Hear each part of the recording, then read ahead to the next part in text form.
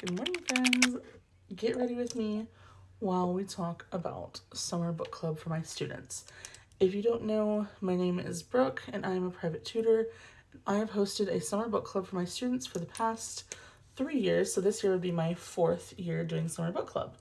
I wanted to kind of get on here and discuss what exactly summer book club is, what students and parents can expect out of it, and then since I've done this for 3 years now, what I loved about the past 3 years, what has worked, and then also what I'm really excited to do differently this year. So, a very quick rundown is Summer Book Club, pretty much exactly what it sounds like, right? It is a book club hosted over the summer. When I say summer, I do very specifically mean essentially the week that school gets out, and then I run it through the very first week of August or ending that very first week of August. So essentially it spans a total of 10 weeks. The reason why is because I know that schools all start at different times. So I don't ever want to run it too far into August and then kids are getting ready to go back to school and then it interferes with things like that. So I always try to have it ending right around the beginning of August because at the end of summer book club, we host a pool party for the students who attended summer book club. So it runs from essentially the very last week of May or first week of June through the very first week of August. Next, who is Summer Book Club for? Summer Book Club is for literally anybody. They don't have to be current students. It is open to the public. So I get a lot of new students from Summer Book Club, signing up for Summer Book Club. And then I also have a lot of my own students sign up for it. I encourage students to bring a friend if that helps to encourage them to read more over the summer, have better discussions, etc. I have hosted to where in the years past I've had a group as young as 3-year-olds doing pre-K summer book club, and then including a high school group of juniors and seniors doing their summer book readings. So literally everyone. So book club is a structured plan over the summer. The kids will meet 5 times over the course of the 10 weeks, so every other week, and they will read a total of 5 books. Now, I do schedule out book club as a structured plan over the summer rather than just a competition of who can read the most pages or track reading this many books and then you earn a pool party. I wanted to do it as a structured book club because I want to encourage the students to build bonds and friendships over something academic, as well as have open discussions with other kids that are around their age. Now, obviously, we don't have 4th grade book club, 5th grade book club, 6th grade, they're all kind of in groups that are similar in age. So we kind of get discussions from kids that are younger than us, kids that are older than us, kids that come from different schools, come from different backgrounds. And the idea is that they're all encouraged to bring their own perspectives and talk about different sides of the book while we all talk about the same book. On that note, for my older groups, middle school and high school, I do allow at least 1 week where they get to pick their own book just under the same genre so that they can kind of have a little bit of flexibility there and be able to discuss how the same meaning can be different for each student, Along with that, I also want to make sure that when I'm picking these books for the students, I am picking them based off of once kids sign up, I always look through if their school has a required summer reading or a reading list that they encourage for that age group. And you try to pick books that go off of those lists so the kids are kind of hitting 2 goals with, 1 activity. And I think that in the past, it's been really nice to have that because it encourages the kids. Summer book club is something that's really easy to usually get parents to be on board with and be like, hey, have your kids read over the summer. Parents yeah, love that idea. Sometimes kids are not as excited about that. So in order to kind of combat that or kind of ease into that, I offer the fact that hey, you're also going to get your required summer reading for school done. We can knock some books off of your AR list that you have for the upcoming year. Things like that.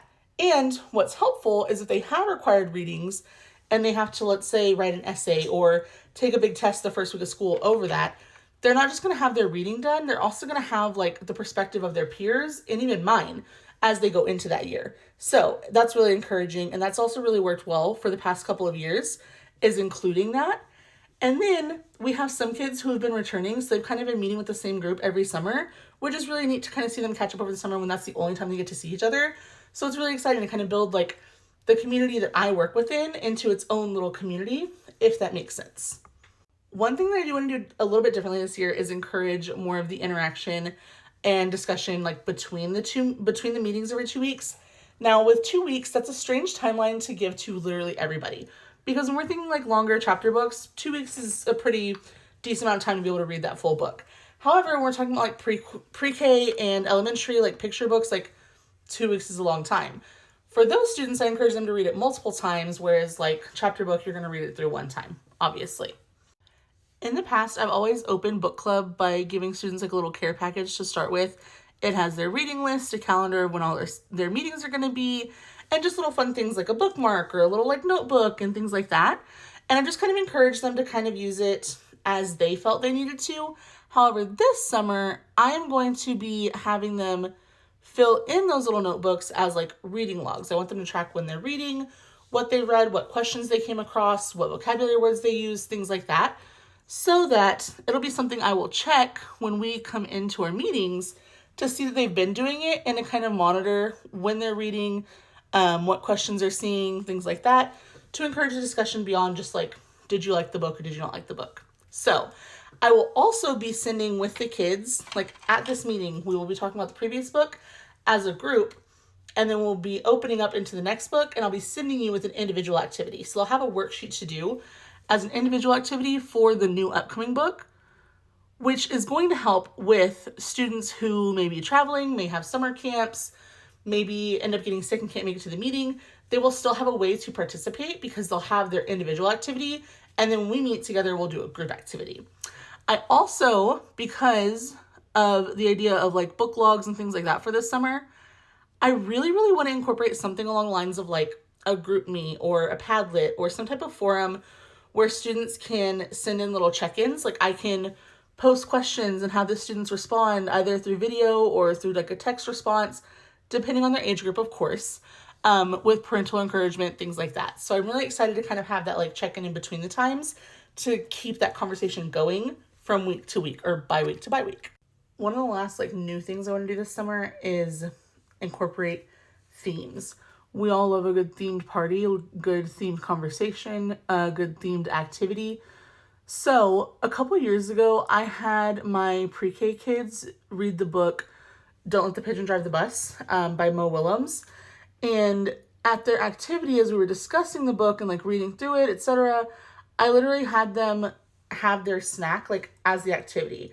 We had bananas and raisins and Teddy Grahams, and I had to like build a little bus of characters. It was super cute.